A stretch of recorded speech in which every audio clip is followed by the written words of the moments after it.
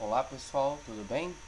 Essa é a nossa terceira aula aqui do da disciplina Filosofia e Sociedade, né? Para os alunos do curso de Gestão de Negócios, Contabilidade, Administração da Faculdade Flamingo.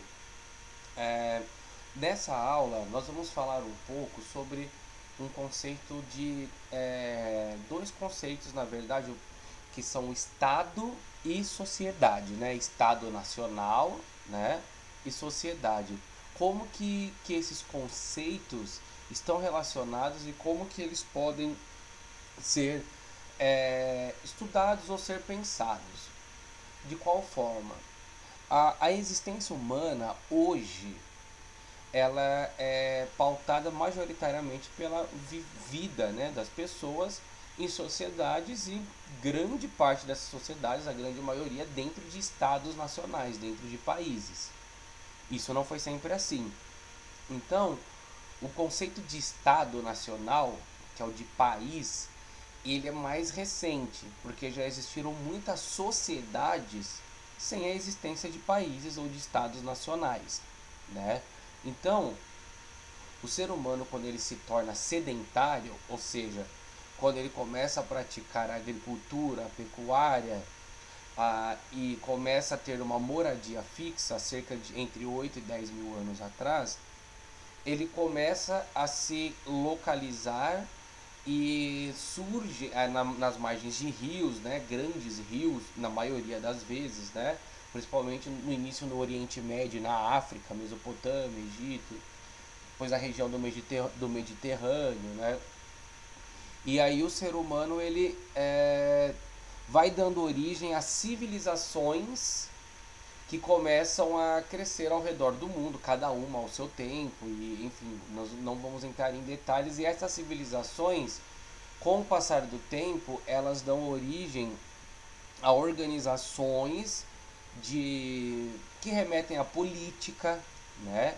Então vão surgindo novos grupos sociais, grupos vão exercendo poder sobre outros grupos, surge a divisão do trabalho, né?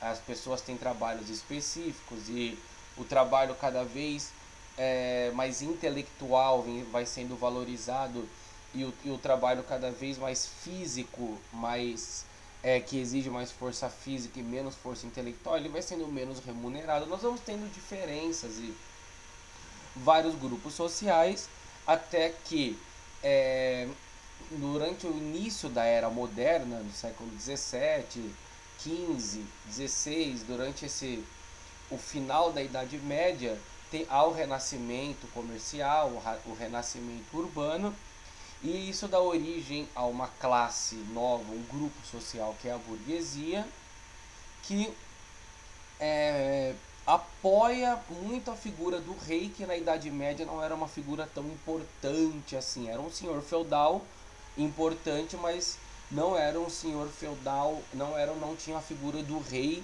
que tem quando surgem os países europeus. Então, esse grupo de comerciantes que tinha o poder econômico, mas não tinha o poder político, começa a apoiar a figura do rei para que o rei crie leis que favorecessem o comércio, favorecessem a dinâmica urbana. Outros grupos apoiam o rei, como os nobres que querem manter seus privilégios, os servos camponeses que querem mais proteção contra os seus senhores. Então o rei se torna uma figura muito forte e surgem os países, os estados nacionais.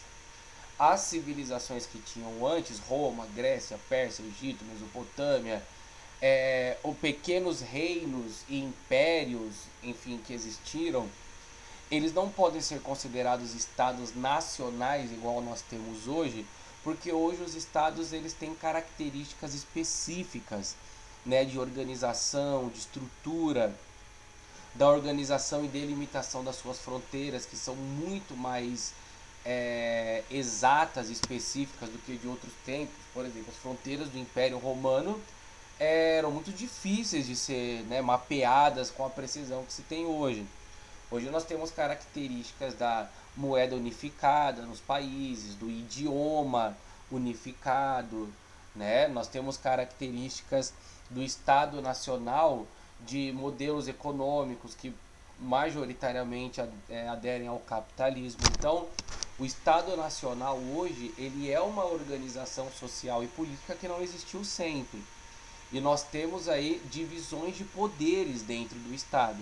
Então nós já tivemos estados nacionais de monarquias absolutistas, que é quando surgem esses primeiros países e o rei é muito poderoso, né? E aí nós vamos tendo movimentos que vão solicitando, exigindo ou muitas vezes fazendo guerras para dividir esse poder, e aí surge a ideia do poder executivo, do legislativo e do judiciário, que é uma estrutura que nós temos hoje no Brasil, né? O Brasil é uma república federativa, porque os estados eles têm alguma autonomia para legislar. Então, nós temos na questão da sociedade, que é a convivência humana com regras, deveres, valores, costumes, tradições, direitos, com isso tudo vai dando origem ao que nós chamamos de Estado Nacional, que é o que mais comumente chamado de país, né? Então, desde monarquias absolutistas, monarquias constitucionais, onde o rei segue uma constituição, repúblicas, né? Nós temos vários modelos, né, que existem e coexistem no mundo. E aí nas próximas aulas nós vamos aprofundar mais esses conceitos. Obrigado, até mais, pessoal.